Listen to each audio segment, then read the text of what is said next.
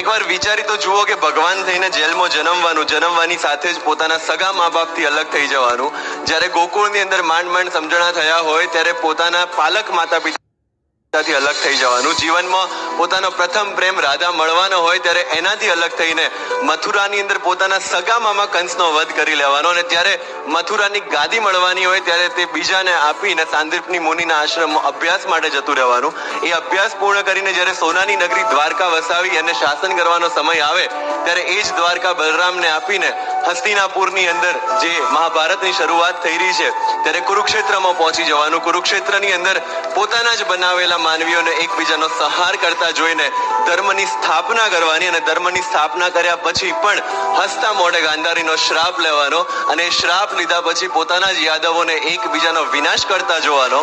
અને છેલ્લે પોતે ભગવાન હોવા છતાં પણ એક